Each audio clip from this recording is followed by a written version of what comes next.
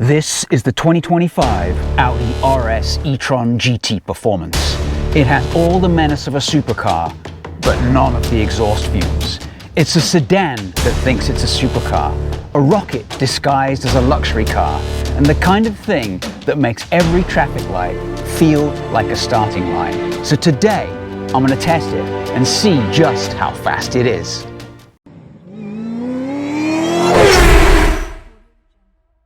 So if you told me 5 years ago that I'd be excited by a car that made no engine noise whatsoever, I'd have probably laughed in your face and spilled my tea. But here it is, Audi's velvet-wrapped lightning bolt. Let's face it, if you bought a Taycan, you probably made a mistake and spent too much money. We'll get into the price in a little bit. At first glance, this says Audi. Elegant lines, svelte looks. I think it looks really good. It also says I'm a serious sedan and I'm about to ruin your day at the drag strip. At the front, it's got a slightly redesigned face. Obviously, you get the 4 in-your-face Audi badges, LED lights on either side. So, of course, it does have the air suspension system, which will lower or raise the car accordingly. But if you open a door, it pops up so you don't smack your head on here. So you also get new wheels on the 2025 model, and they're wearing these 265/35 Pirelli P0s with massive red painted 6-piston calipers and 16.5-inch discs. Now on the back you get 305/30s and 16.1-inch ceramic rotors and 4-piston calipers. So Audi engineers have tweaked the rear motor. It's actually 22 pounds lighter, but packs an additional 107 horsepower. The front motor is completely unchanged. So here we have a family sedan that's capable of hitting 0 to 60 in 2.1 seconds and the quarter mile in under 10. It's not just fast, it's ridiculously, alarmingly, and very illegally fast.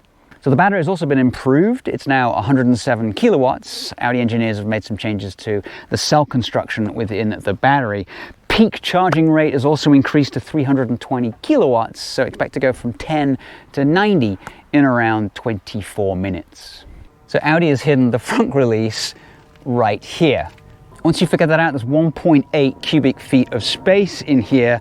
Some of it is taken up by the 110 volt. You could probably just leave that at home. And then in the back, you get about 11 cubic feet. There's a tiny little net here, a little bit of space over there, and then another little bit of space on that side, and then a tiny little space under there as well, because you don't get a spare wheel.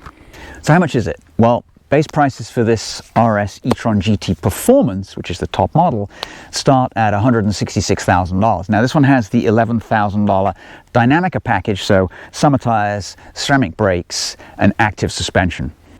Next up is the forged carbon package for $8,400. You get those 21-inch wheels, this carbon roof panel, these carbon RS stamped door sills, more carbon where the exhaust would normally be, carbon fiber door mirrors, and some more carbon fiber at the front.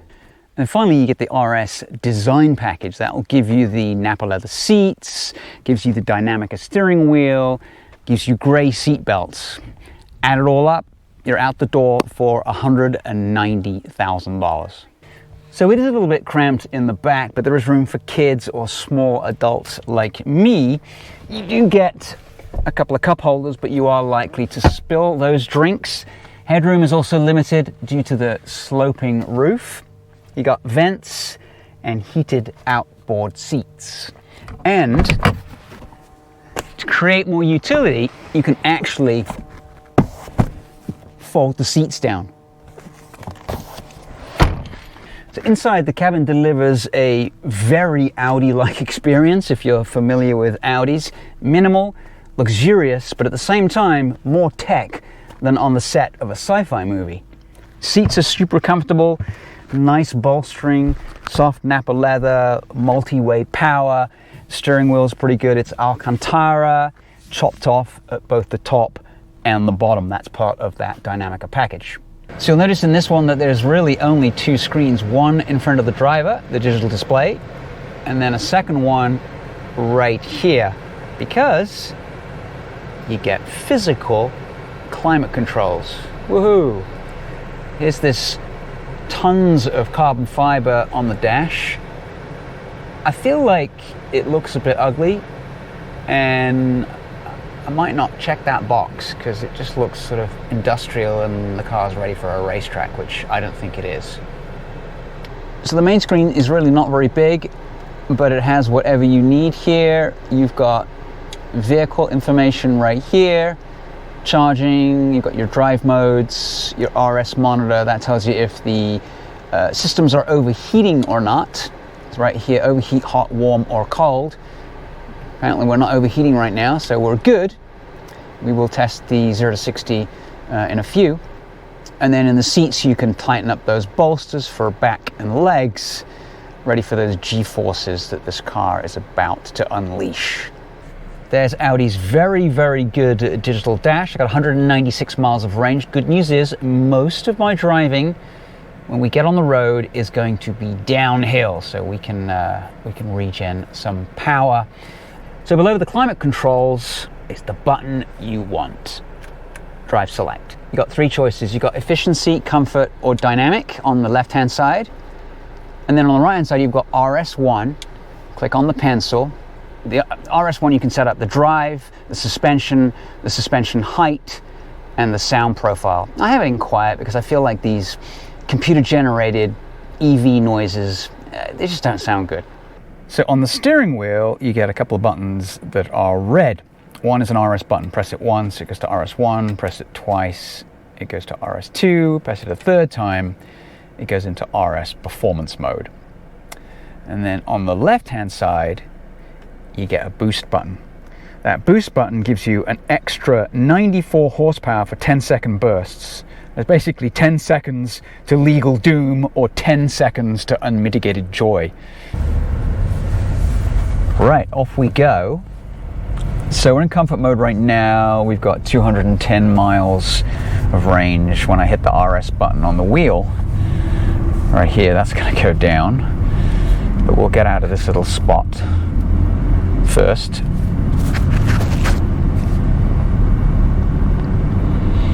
I have to say, I drove it here to preserve my battery in comfort mode, and it is wickedly fast, even in comfort mode. And obviously, at the same time, very comfortable.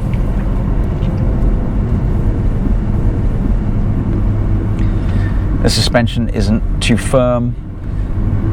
It absorbs most of the bumps and cracked roads that we have here. All right, so we're going to put it into, I'm going to go some RS2 first, then we'll try the performance piece. Right.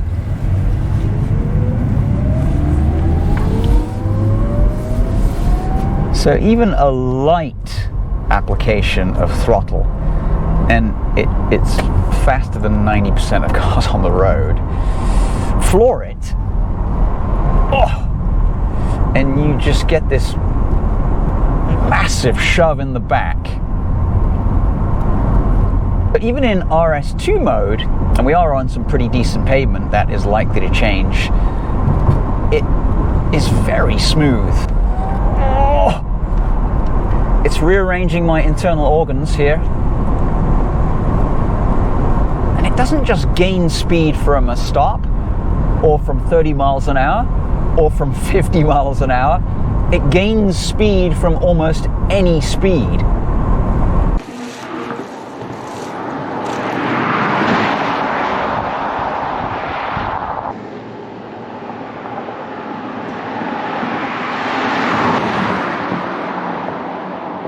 This road's a little bouncy, but very quiet inside too. I mean, it's so composed, and we're in almost the most aggressive mode possible. So we're going to switch to performance mode. Now we're in the most aggressive setting. It makes a strange woo-woo-woo noise when you put your foot down, which I think is quite strange, but whatever.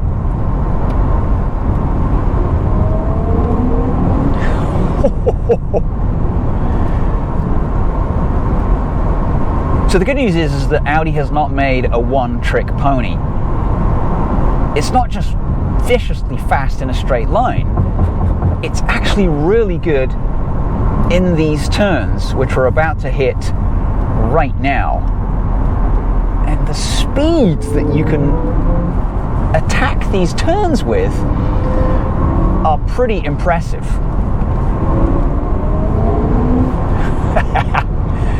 That noise is kind of making me laugh, as well as the overall speed of this car. Absolutely shines in the turns, and it's a four-door sedan. The other thing that shines is the steering. Very direct, feels really good. You can't really feel what the wheels are doing, but gosh, turn the wheel, it goes in the direction you're looking for. And then of course the brakes, they're a standout. I mean, carbon ceramics, they're gonna get hot, but they're not gonna fade. All right, slightly rougher pavement here, but we get to see, I mean, this thing barely rolls. This is a fairly technical piece of road with some tight turns. It's got a few little potholes on it, but holy shit. I mean, this is just a weapon on back roads.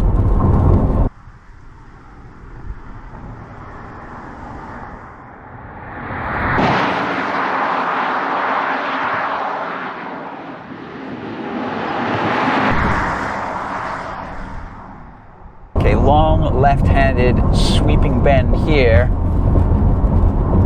over this bridge, and yeah, it's absolutely sticking like glue. It's almost like playing a video game. It's so quick. Up this hill, chassis very, very composed. There's some weird mid-corner bumps. It's not getting unsettled by those. It's holding its line. I'm not having to grip the wheel like I'm having a heart attack. It's just so easy to drive ridiculously fast. I can't think of much that's going to be quicker than this thing on these back roads.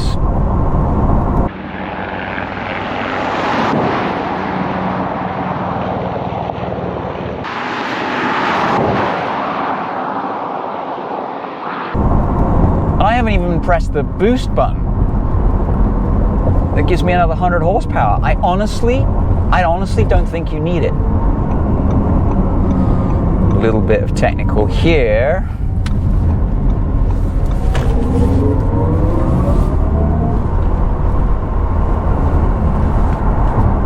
So far the Pirellis,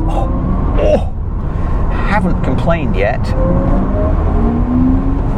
I mean, just insane speeds. Now, when I drove the earlier model of this, and it was the RS version of it, I felt like it was a little twitchy in its handling. Great in a straight line, but its handling was somewhat twitchy. Audi, oh my God, they have really worked on this.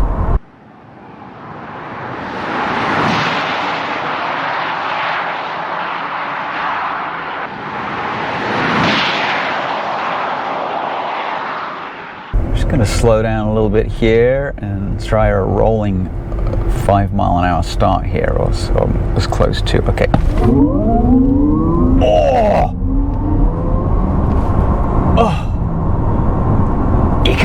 Your vision blurs a little bit, and my breakfast has made its way all the way to my spine. All right, we'll do a proper launch from 0 in a couple minutes. Comically fast. I haven't actually pressed this boost button yet. Let me see here. Boost timer. Holy shit! Oh my God! Excuse my language. Okay, so that only lasts for 10 seconds, so you press it and you've got to go. But that felt like a bigger thump in the back than back there when I was rolling along at 5 miles an hour. Alright, now I'm addicted to the boost. I gotta give it another go here. Alright, boost on, got 10 seconds. Oh!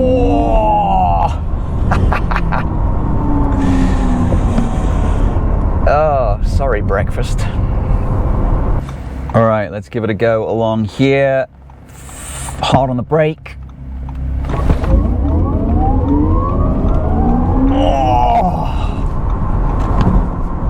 Oh. That's like, it just makes me giggle, this car.